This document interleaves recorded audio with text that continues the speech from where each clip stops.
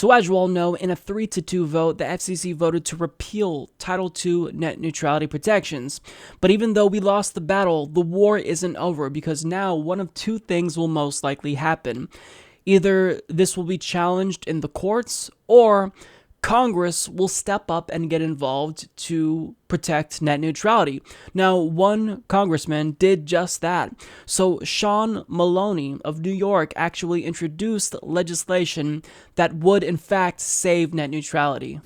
Hi, I want to give you a quick update on my effort to save net neutrality. You've been hearing me talk about this recently because it's so important. Right now, the Federal Communications Commission is trying to overturn the way the internet has always been governed.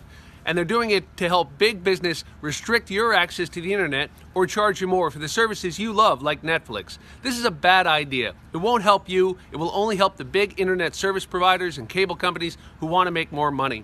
I have a new bill.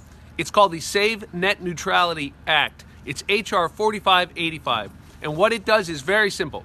It stops the FCC in its tracks and says it cannot use the current rulemaking process to overturn net neutrality. We know the current process has been corrupted by all kinds of fake comments and shenanigans. In fact, it's being investigated right now by Attorney General Eric Schneiderman in New York. We need to save net neutrality. My new legislation, the Save Net Neutrality Act, will do that. I hope you'll join us. Now, Representative Maloney goes into further detail specifically about what this bill would do. So in a statement released by his office, he's quoted as saying the FCC's proposal to screw up your internet is just about the worst plan I've seen. The comment period was a mess, and the rest of the proposal is full of holes, said Representative Maloney. My bill would stop this rule from going into effect and keep the internet the way it is, affordable, open, and full of innovation. The Administrative Procedure Act requires federal agencies to consider relevant comments as part of the NPRM by establishing a formal comment period and process for considering the opinions of people who would be affected by a new proposed rule. The FCC has come under intense scrutiny for its bungling of the comment process on this proposed rule. New York Attorney General Eric Schneiderman has uncovered evidence that tens of thousands of New Yorkers may have had their identities used to file fake comments. Additionally, analysis by the Pew Research Center has found that only 3% of the comments received by the FCC definitively went through a verification process to ensure emailed comments came from legitimate accounts. This allowed many comments to be submitted using fake accounts. The analysis provides the example that over 7,500 comments came from the email address example@example.com. The bill refrains from making policy prescriptions, but instead invalidates the process that culminates in the creation of an enforceable rule authorized by the APA. Without the ability to rely on the rule, the FCC would have to start the NPRM process over from scratch. Now, the bill itself is H.R. 4585, and I think that what we all need to do is call our representatives and ask them to co-sponsor this piece of legislation, because if it doesn't gain any momentum, then that's not going to make a difference. The FCC won't be threatened or feel as though they have to respond to it.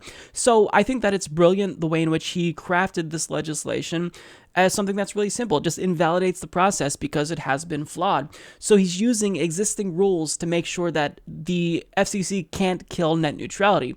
Now, of course, I would have obviously preferred a bill that mandates net neutrality or included a constitutional amendment that guarantees net neutrality.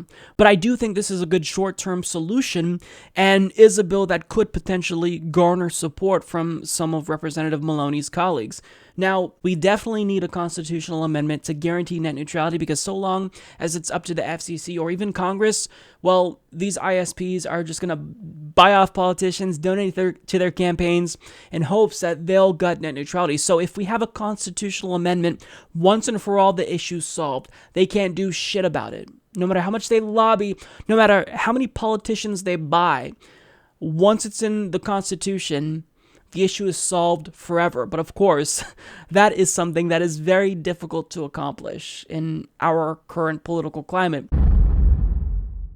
Support this podcast by becoming a patron at patreon.com/Humanist Report.